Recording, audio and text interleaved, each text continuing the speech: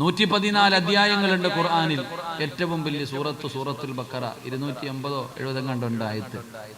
സൂറത്തുൽ കൗസർ 3 ആയത്ത്. ഏത് സൂറത്ത് ഓതണമെന്ന് നിങ്ങൾക്ക് തീരുമാനിക്കാം, പക്ഷെ ഖുർആൻ നോക്കി ഓതണം. ഇന്നു മുതൽ ഖുർആൻ നിങ്ങൾ കൈകൊണ്ട്, ഇനിയിപ്പോൾ സൂറത്ത് ഓതാൻ മടിയാണെങ്കിൽ ഒരു എളുപ്പ വഴി പറഞ്ഞു തരാം. ഞാനൊരു ആയത്ത് പറഞ്ഞു തരാം. അള്ളാഹുവിന്റെ വിശുദ്ധമായ ഖുർആനിലെ ഒരു ആയത്ത് പറഞ്ഞു തരാം. ഈ ആയത്ത് ഓതിയാ കിട്ടുന്ന പ്രതിഫലം നിനക്ക് സ്വർഗമുണ്ടെന്ന് ആദരവായ പ്രവാചകൻ നബി മുഹമ്മദ് മുസ്തഫ. ഒരായത്ത് ഓതിയ സ്വർഗത്തിൽ പോകാം. അള്ളാഹു ഓതാൻ ഭാഗ്യം തരുമാറാകട്ടെ. ഓതുവോ? ഇത്ര ശബ്ദമുള്ളില്ലേ? അള്ളാഹുവേ, ഈ മജ്ലിസിൽ ഇരുന്നു കൊണ്ട് ആരാണോ ഉറക്ക ഇൻഷാ അല്ലാഹ് പറയുന്നത് അവർക്കും മരിക്കുമ്പോൾ ഈ ഇൻഷാ അല്ലാഹ് പറയുന്ന ശബ്ദത്തിൽ ഷഹാദത്ത് കലിമ ഉറക്ക പറഞ്ഞു മരിക്കാൻ ഭാഗ്യം കൊടുക്കണേ അല്ലാഹ്. ഇനി പറ, ഓതുവോ? അൽഹംദുലില്ലാഹ്. ഇൻഷാ അല്ലാഹ് വെറും ഇൻഷാ അല്ലാഹ് അല്ലല്ലോ, ഇത് വാക്കാണ്. ഇത് ഓതിയാ കിട്ടുന്ന പ്രതിഫലം എന്താ? സ്വർഗം. സ്വർഗമല്ലാതെ നിനക്കൊരു പ്രതിഫലമില്ല. അല്ലാഹു ഈമാൻ നൽകുമാറാകട്ടെ. ഇൻഷാ അല്ലാഹ് ഓതൂല്ലേ? ഏതായത്ത്? ഖുർആനിൽ ആയത്തുൽ കുർസി എന്ന് പറയുന്ന ഒരു ആയത്തുണ്ട്. ഏതായത്ത്? ഒന്ന് ഓദിക്കേ. ബിസ്മില്ലാഹിർ റഹ്മാനിർ റഹീം. അല്ലാഹു ലാ ഇലാഹ ഇല്ലാ ഹുവൽ ഹയ്യുൽ ഖയ്യൂം ലാ തഅഖുദുഹു സിനത്തുൻ വലാ നൗമുൻ ലഹു മാ ഫിസ് സമാവാതി വമാ ഫിൽ അർദ് മൻ ദല്ലദീ യശ്ഫഉ ഇൻദഹു ഇല്ലാ ബിഇദ്നിഹി യഅലമു മാ ബൈന ഐദീഹിം വമാ ഖൽഫഹും വലാ യുഹീതൂന ബിശൈഇൻ മിൻ ഇൽമി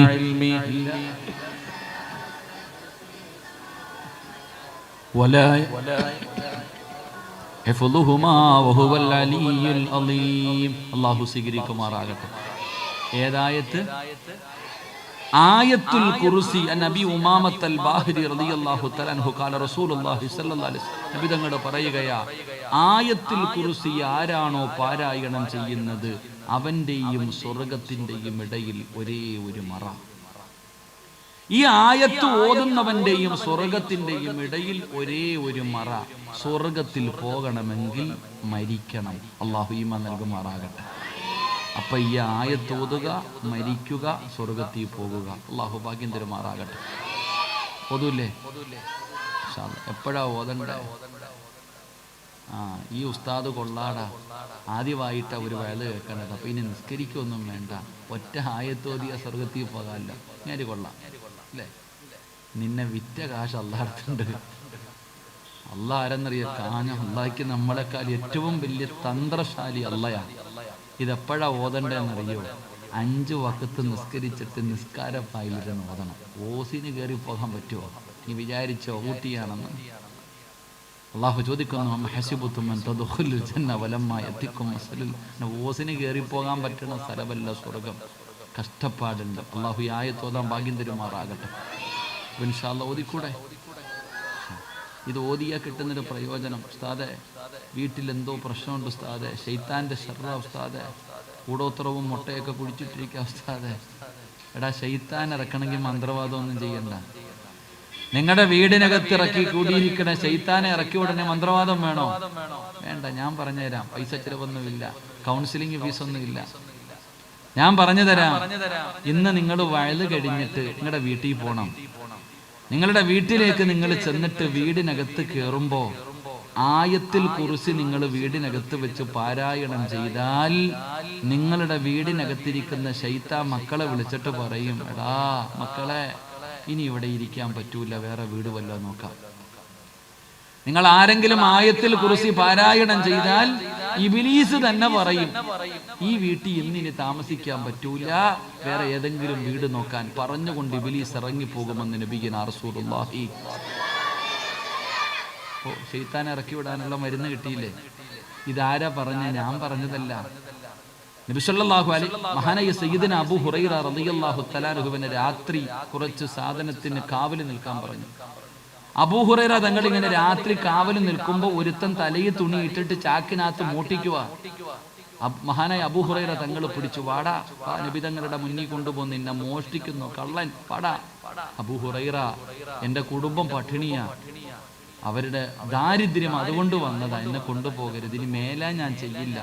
അബൂ ഹുറൈറ തങ്ങൾ വെറുതെ വിട്ടു. നീ മേലാ, നീ മോഷ്ടിക്കരുത്. രണ്ടാമത്തെ ദിവസം ഇവ വന്നു, അന്നും മോഷണമാ, അപ്പോഴും പിടിച്ചു. ഇപ്പൊ പറഞ്ഞു, എന്റെ മക്കളുടെ നിലവിളി കണ്ടിട്ട് വന്നതാ, ഇനി ഒരിക്കലും ഞാൻ ചെയ്യില്ല, എന്നെ വെറുതെ വിടണം. അന്നും വിട്ടു. മൂന്നിൻ്റെ അന്ന് വന്നു. അന്ന് അബൂ ഹുറൈറ തങ്ങൾ പൊക്കിയിട്ട് പറഞ്ഞു, ഇന്നൊരു പരിപാടി നടക്കൂല, നിന്നെ ഞാൻ കൊണ്ടുപോകും, നീ എന്തു പറഞ്ഞാലും ഞാൻ കേൾക്കില്ല, നബി തങ്ങളുടെ മുന്നിൽ കൊണ്ടുപോകും. അപ്പൊ ഈ ചങ്ങാതി പറഞ്ഞു, ഞാൻ നിനക്കൊരു ഇൽമു പറഞ്ഞു തരാം. അബൂ ഹുറൈറ തങ്ങളെന്ന് പറഞ്ഞാൽ ഇൽമിനോട് വലിയ മഹബത്തുള്ള സഹാബിയ. ഞാൻ നിനക്കൊരു അറിവ് പറഞ്ഞു തരാം, ഞാൻ ഖുർആനിൽ ഒരു ആയത്ത് പറഞ്ഞു തരാം. ഈ ആയത്ത് നീ പാരായണം ചെയ്താൽ ശൈത്താന്റെ ശർറിൽ നിന്ന് രക്ഷപ്പെടും. അങ്ങനെ ഒരു അറിവ് പറഞ്ഞു കൊടുത്തു, വെറുതെ വിട്ടു. പിറ്റേ ദിവസം സുബഹി നിസ്കാരം കഴിഞ്ഞ് അബൂ ഹുറൈറ തങ്ങൾ ഇങ്ങനെ എഴുന്നേറ്റ് പോകുമ്പോ നബി തങ്ങൾ ചോദിച്ചു, അബൂ ഹുറൈറ, കള്ളനെ വെറുതെ വിട്ടില്ലേ? നബി തങ്ങളെ, ഞാൻ 2 ദിവസം അവനെ കൊണ്ടുവരാൻ തീരുമാനിച്ചപ്പോ അവൻ ഇങ്ങനെയൊക്കെ പറഞ്ഞു, പക്ഷെ 3-ാമത്തെ ദിവസം കൊണ്ടുവരാൻ തന്നെ തീരുമാനിച്ചതാ. പക്ഷെ ഓൻ എനിക്കൊരു ഇൽമു പറഞ്ഞു തന്നു, എനിക്കൊരു അറിവ് പറഞ്ഞു തന്നു, ഖുർആനിലെ ഒരു ആയത്ത് പറഞ്ഞു തന്നു, ആയത്തുൽ കുർസി എനിക്ക് പറഞ്ഞു തന്നു. അത് ഓതിക്കഴിഞ്ഞാൽ ശൈത്താന്റെ ശർറ് മാറും, പൈശാചികമായിട്ടുള്ള ഉപദ്രവങ്ങൾ മാറും. എനിക്കവൻ ആയത്തുൽ കുർസി, എനിക്ക് ഖുർആനിലെ ഒരു ആയത്ത് പറഞ്ഞു തന്നു. നബിതങ്ങൾ ചോദിച്ചു, അവൻ ആരെന്നറിയോ? നിനക്ക് ഈ ആയത്ത് പറഞ്ഞു തന്നവൻ, അവൻ കള്ളനാണെങ്കിലും അവൻ പറഞ്ഞത് സത്യമാണെന്ന് നബിയിന റസൂലുള്ളാഹി. നബിതങ്ങൾ അങ്ങനെ പറഞ്ഞു ഹദീസിൽ, അവൻ കള്ളനാണെങ്കിലും അവൻ പറഞ്ഞ സത്യവാ. നിനക്കറിയോ?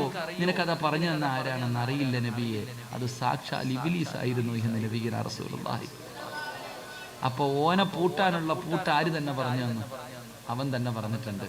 അപ്പൊ ഇന്ന് നിങ്ങൾ വീട്ടിൽ പോയിട്ട് ആയത്തിൽ കുറിച്ച് പാരായണം ചെയ്താൽ ഇബ്ലീസ് മക്കളെ വിളിച്ചിട്ട് പറയും, ജാവോ, പയക്കാം, ഇവിടെ പരിപാടിയൊന്നും ഇല്ല, പയക്കാം, ഇവിടെ ഒന്ന് നിൽക്കാൻ പറയും ഇബ്ലീസ്. ഇബ്ലീസ് പറയും, ഇന്നിവിടെ താമസിക്കാൻ പറ്റൂല, 1 മിനിറ്റ് നിൽക്ക്, കാല വല്ലതും ഉണ്ടോ നോക്കാം, തിന്നാൻ വല്ലതും കിട്ടുമോന്ന് നോക്കാം. നീയും പെണ്ണും പിള്ളയും കൂടെ ബിസ്മി പറയാതെ കയറിയിരുന്ന് തിന്നാ ശൈത്താൻ പറയും, കൂടിക്കോടാ, തിന്നോളാൻ. ബിസ്മി പറയാതെ ഭക്ഷണം കഴിക്കുന്നുണ്ടെങ്കിൽ ഇബ്ലീസ് പറയും, ഇന്നിവിടെ തീറ്റിയുണ്ട്, ഉറക്കമില്ല, കൂടിക്കോ, എന്റെ പെണ്ണുമ്പിള്ളയുടെ മക്കളുടെ കൂടെ വാളിച്ചു വാരി അതും തിന്നും. പക്ഷേ ബിസ്മി പറഞ്ഞാൽ ഇബ്ലീസ് അപ്പ പറയും, ഇന്ന് കാനായുമില്ല, വീടുമില്ല, വേറെ വീട് നോക്കിക്കൊള്ളാൻ. അല്ലാഹു ഈമാൻ തരുമാറാകട്ടെ, അല്ലാഹു ഈമാൻ തരുമാറാകട്ടെ. അപ്പൊ ആയത്തിൽ കുർസി ഓതിയ 2-ാമത്തെ പതിവിൽ എന്താ? ശൈത്താന്റെ ഷർറിൽ നിന്ന് രക്ഷപ്പെടാം. അല്ലാഹു രക്ഷപ്പെടുത്തുമാറാകട്ടെ, അല്ലാഹു രക്ഷപ്പെടുത്തുമാറാകട്ടെ.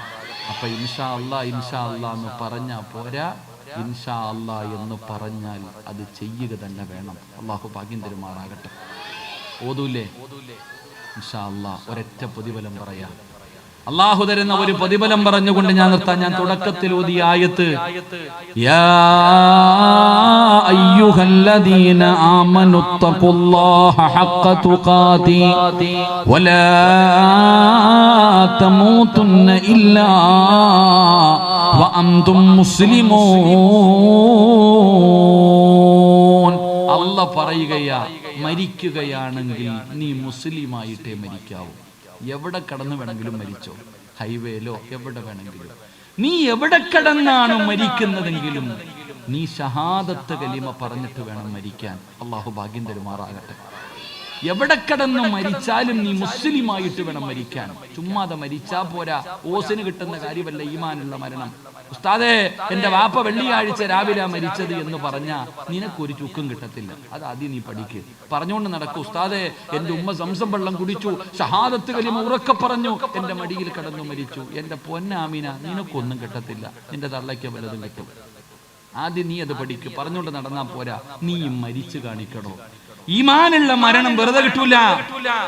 അങ്ങനെ വെറുതെ കിട്ടുമായിരുന്നെങ്കിൽ ഇബ്രാഹിം നബി അള്ളാഹുവിനോട് ദുആ ചെയ്യില്ലായിരുന്നു, റബ്ബേ മരിക്കുമ്പോ ഈമാനുള്ള മരണം എന്താണ്. യൂസുഫ് നബി, റബ്ബിഖദ് അതൈതനി മിനൽ മുൽക്ക് വഅല്ലംതനി തവഫനി മുസ്ലിമാ.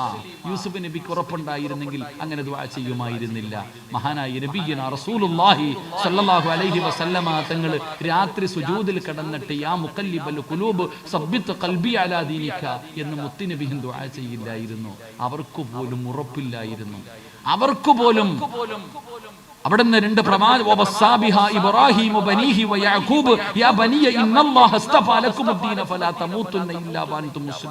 മക്കളെ മരിച്ചാ മുസ്ലിമായിട്ടേ മരിക്കാവൂ എന്ന് മക്കളോട് പ്രവാചകന്മാർ വസിയത്ത് ചെയ്യില്ലായിരുന്നു. അതുകൊണ്ട് സഹോദര, മരിച്ച ഈമാനോട് കൂടി മരിക്കണം. അള്ളാഹു ഭാഗ്യം തരുമാറാകട്ടെ. അള്ളാഹ് ഭാഗ്യം തരുമാറാകട്ടെ. ഇൻഷാ അല്ലാഹ് മരിക്കൂലേ അങ്ങനെ? വെള്ളിയാഴ്ച മഗ്രിബിന് മുമ്പ് ഖബറിനകത്ത് പോയി കിടക്കണം. മരിച്ച വെള്ളിയാഴ്ച മരിക്കണം. അള്ളാഹു ഭാഗ്യം തരുമാറാകട്ടെ. അങ്ങനെ ഒരു മരണം വെറുതെ കിട്ടുവോ? വെറുതെ കിട്ടുവോ? അങ്ങനെ കട്ടം പിടി വലിച്ചടന്നാ കിട്ടുവോ? കിട്ടൂല. അത് വേണമെങ്കിൽ ഒരു വഴി ഞാൻ പറഞ്ഞു തരാം. എന്ത് ചെയ്താൽ മതി? ഖുർആനിനെ മുറുകെ പിടിച്ചാൽ മതി. അള്ളാഹുവിന്റെ വിശുദ്ധമായ ഖുർആൻ, ആ വിശുദ്ധമായ ഖുർആനിനെ മുറുകെ പിടിച്ച നിനക്ക് അല്ലാഹ് നല്ല മരണം നൽകും. അള്ളാഹു നമുക്ക് ഈമാൻ നൽകുമാറാകട്ടെ. അള്ളാഹു ഈമാൻ നൽകുമാറാകട്ടെ. ഞാൻ വെറുതെ പറഞ്ഞതല്ല. അള്ളാഹുവിന്റെ വിശുദ്ധമായ കലാം ഇന്ന് മുതൽ എന്ത് സംഭവിച്ചാലും ഓതാൻ വിടില്ല നിങ്ങളെ ഇബ്ലീസ്. നിങ്ങൾ അള്ളാഹുവിന്റെ കലാം ഓതാൻ അവന് സമ്മതിക്കില്ല. അങ്ങനെ ഓതിയാലും ഖുർആൻ തൊടാൻ അവൻ നിന്നെ അനുവദിക്കില്ല. അവനെ പരാജയപ്പെടുത്തടോ. പരിശുദ്ധമായ ഖുർആൻ എടുത്തിട്ട് ഒരായത്തല്ലേ ഞാൻ പറഞ്ഞത്. ഇനി ഓതാൻ പറ്റിയില്ലെങ്കിൽ ആ ഖുർആൻ ഒന്ന് തുറന്നു വെച്ച് നിനക്കൊന്ന് ചുംബിച്ചുകൂടെ? അതിനെ ഒന്ന് ബഹുമാനിച്ചുകൂടെ? നിങ്ങൾക്ക് അല്ലാഹു നല്ല മരണം തരും. ഇബ്ലീസിനെ സഹിക്കാൻ കഴിയാത്ത കാര്യമാണ്, വെറുതെ പറഞ്ഞതല്ല. അസ്റായീൽ എന്ന് പറയുന്ന മലക്കും തന്റെ അനുയായികളും ആകാശ ലോകത്ത് നിന്ന് ഇറങ്ങി വരുമല്ലോ. ഫകശഫിനാ അൻക ഗിത്വാഅക ഫബസറുക യൗമ ഹദീദ്. കണ്ണുകൊണ്ട് കാണുന്ന രംഗമുണ്ടല്ലോ. ആകാശ ലോകത്ത് നിന്ന് മലക്കുകൾ ഇറങ്ങി വരികയാണ്. പെങ്ങളെ, അല്ലാഹുവിന്റെ മലക്കുകൾ ഇറങ്ങി വന്ന് റൂഹ് പിടിക്കുന്ന രംഗം ഭയാനകമാ. എന്റെ പ്രിയപ്പെട്ട പെങ്ങള് പറയും, ഉസ്താദ് പ്രസവത്തിന് മരണവേദനയാ. പെണ്ണുങ്ങൾ പറയുന്ന ഒരു വാക്കാ പ്രസവത്തിന് മരണവേദനയാണെന്ന്. അല്ലാഹു ഈമാൻ നൽകുമാറാകട്ടെ. സത്യത്തിൽ പ്രസവത്തിന് മരണവേദന ഉണ്ടോ? ഉണ്ടോ? നമ്മളാരും പ്രസവിച്ചിട്ടില്ല. എങ്കിലും ഞാൻ പറയുന്നു, പ്രസവത്തിന് മരണവേദനയില്ല. അള്ളാഹു അവർക്ക് പ്രതിഫലം കൊടുക്കുമാറാകട്ടെ.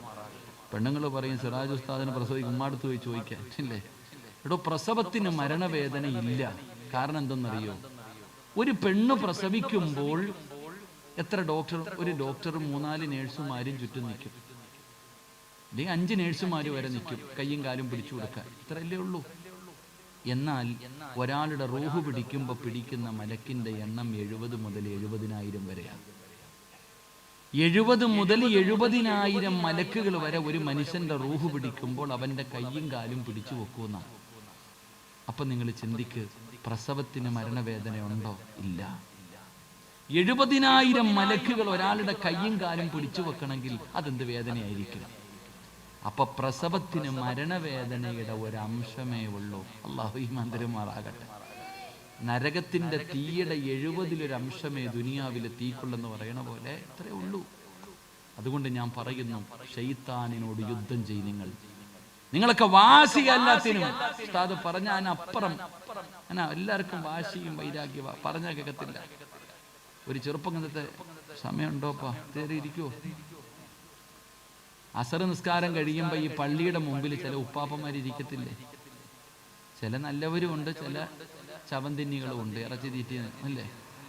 പള്ളിയുടെ മുമ്പിൽ ഇരുന്ന് ഇറച്ചി തിന്നുന്ന ചിലതുണ്ട്. അപ്പൊ ഇങ്ങനെ കുറച്ച് വാപ്പാമാരിങ്ങനെ പള്ളിയുടെ ഫ്രണ്ടിലിരിക്കുമ്പോൾ ഒരു ചെറുപ്പക്കാരൻ പള്ളിയുടെ മുമ്പിൽ നിന്ന് വീടി വലിക്കുന്നുണ്ട്. അപ്പൊ അത് ആരടാ അവൻ? അബൂബക്കറുടെ മോനാക്കോ?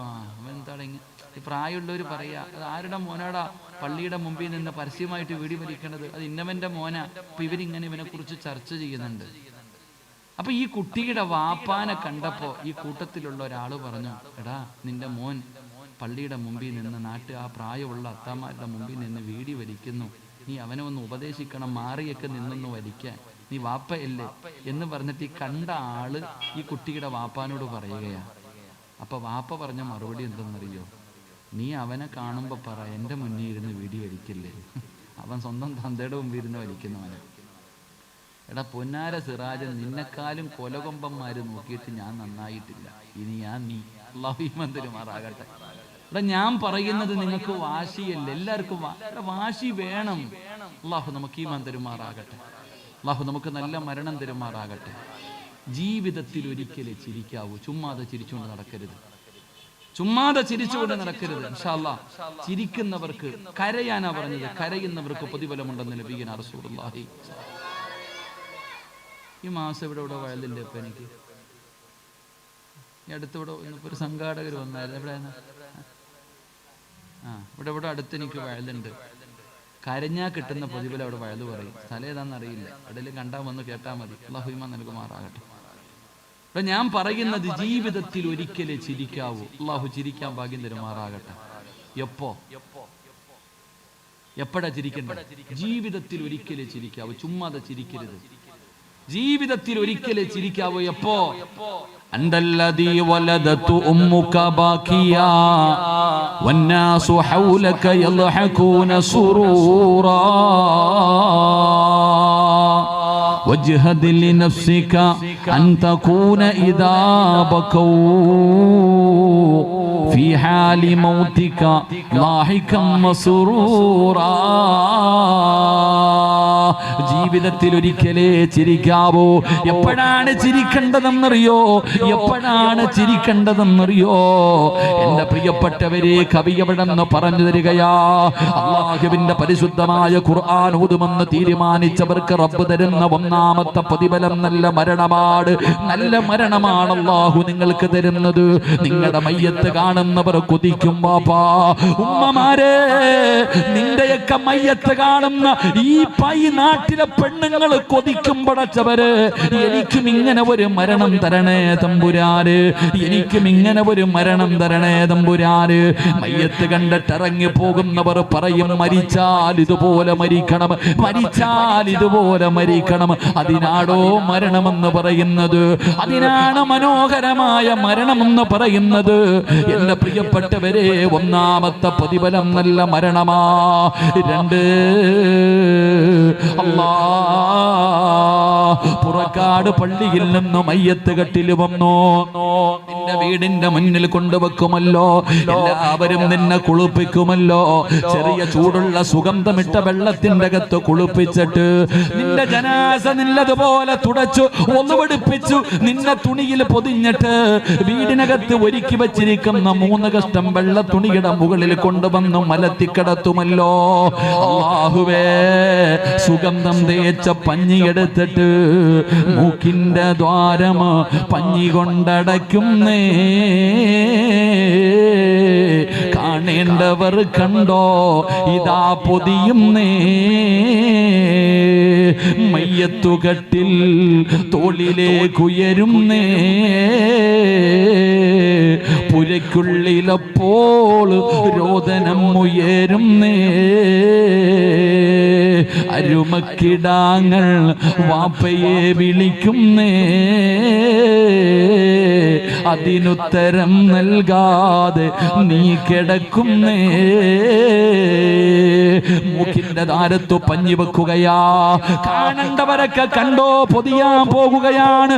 കല്യാണ വീട്ടിലെ പോലെ വല്ലാത്ത തിരക്കാ. അതാ തിരക്ക് കൂടിയപ്പോ നിന്റെ കുടുംബക്കാര് തന്നെ പറഞ്ഞു, കണ്ടതൊക്കെ മതി പൊതിയാറ്. പടച്ചവനെ, മയ്യത്ത് കട്ടില് വീടിന്റെ മുന്നിൽ കൊണ്ടുവച്ചു. ജനാസ എടുത്തു വെക്കുമല്ലോ. ആരാടാ ചെറുപ്പക്കാരാ? വാപ്പാ, നിന്റെ മയ്യത്ത് കട്ടിലേക്ക് നിന്റെ ജനാസ എടുത്തു വെച്ചിട്ട് 6 പേര് ജനാസ കട്ടില് ചുമക്കുമല്ലോ. ആരാ വാപ്പാ നിന്റെ മയ്യത്ത് ചുമക്കേണ്ടത്? കള്ള് കുടിക്കുന്നവനാണോ? വ്യഭിചരിക്കുന്നവനാണോ? ഹറാമ് തിന്നുന്നവനാണോ? പലിശ കച്ചവടം നടത്തുന്നവനാണോ? നിസ്കരിക്കാത്തവനാണോ? അല്ലാഹുവിനെ ധിക്കരിച്ച് നടക്കുന്നവനാണോ? യവനാ നിന്റെ മയ്യത്ത് ചുമക്കേണ്ടത്? അല്ലാഹുവിനെ ഇഷ്ടമില്ലാത്തവനെ കൊണ്ട് നിന്റെ മയ്യത്ത് തൊടുക പോലും ചെയ്യിപ്പിക്കരുത്. എന്റെ പ്രിയപ്പെട്ടവരെ, ആരാ ചുമക്കുന്നതെന്നറിയുവോ? ഈ രാത്രി മക്കാമിന്റെ മുന്നിലിരുന്നു കൊണ്ട് മരിക്കുന്ന കാലം വരെ ഖുർആൻ ഓതുമെന്ന് തീരുമാനിച്ചവര്, അല്ലാഹുവിന്റെ കലാം ഓതുമെന്ന് തീരുമാനിച്ച പെങ്ങള്, നിനക്ക് കള്ളുകുടിയന്മാര് വേണ്ട, വ്യഭിചരിച്ച് നടക്കുന്നവന്മാര് വേണ്ട. പിന്നാര് വരുമെന്നറിയോ? ആകാശത്ത് നിന്ന് ലാ യഅസൂനല്ലാഹ മാ അമറഹും വയഫഅലൂന മാ യുമറൂൻ.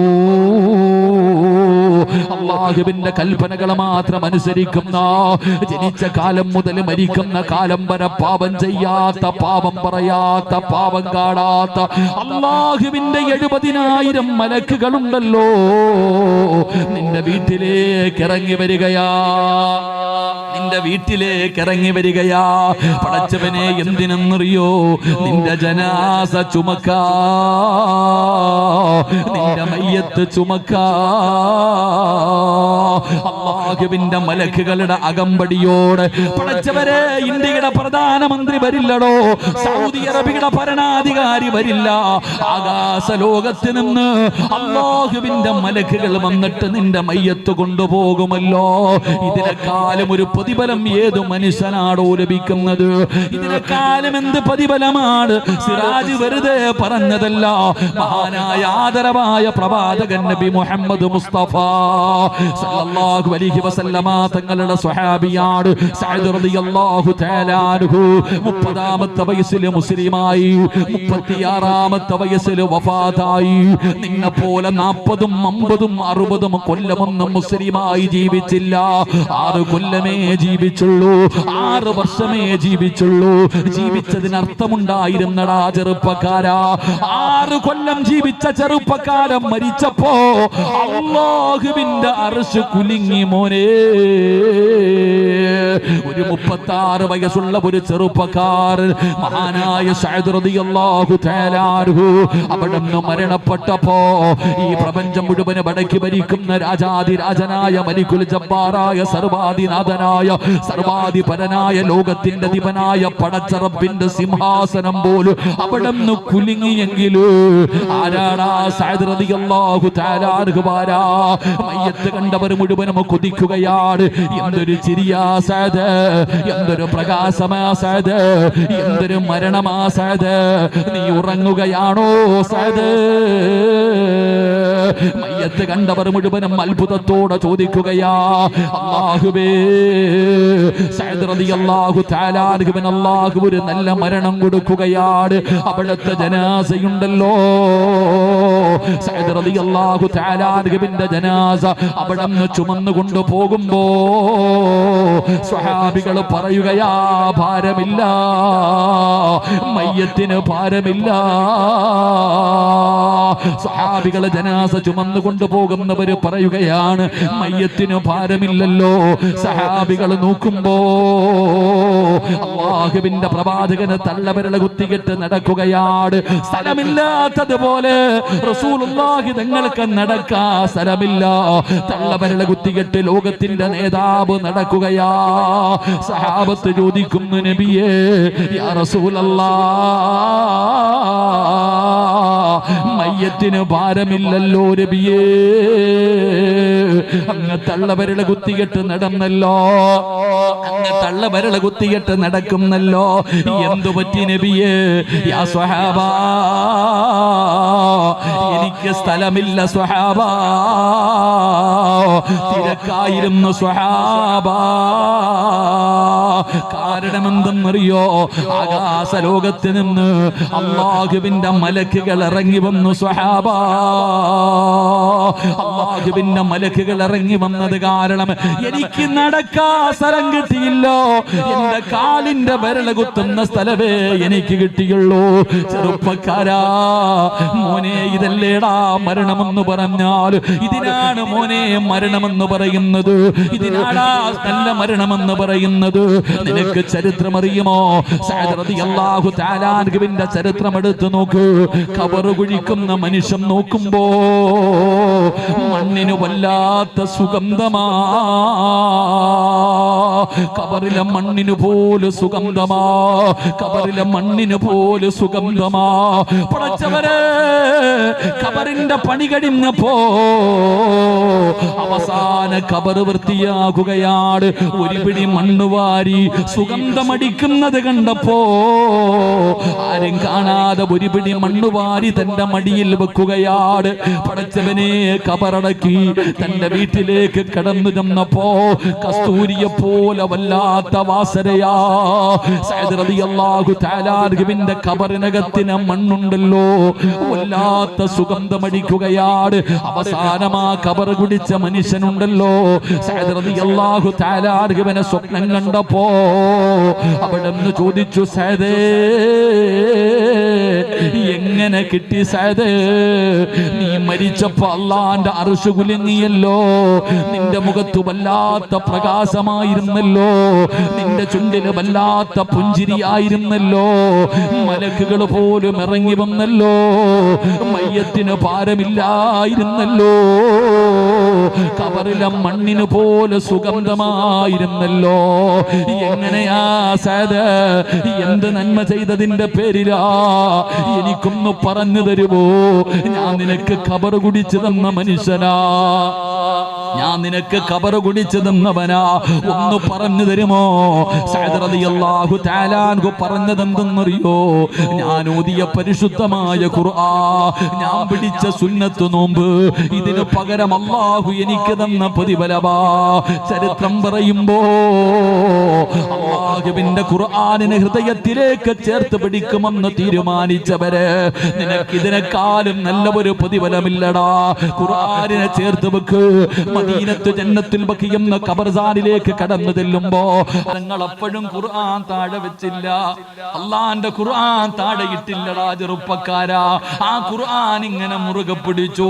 ശത്രുക്കൾ ഉസ്മാന് തങ്ങളെ വെട്ടുമ്പോ ഉസ്മാന് തങ്ങൾ ഖുർആനിലേക്ക് നോക്കുകയാണ്. രക്തം ഇങ്ങനെ വീഴുന്നുണ്ട്, ശരീരത്തിൽ നിന്ന് രക്തം ഇങ്ങനെ വീഴുന്നുണ്ട്. ഏതായത്തിന്റെ മുകളിലാ വീണത്? ആ മരിക്കുന്ന സമയത്തും ഉസ്മാൻ തങ്ങൾ ഖുർആനിലേക്ക് നോക്കിയത് ഏതായത്തിന്റെ മുകളിലാ?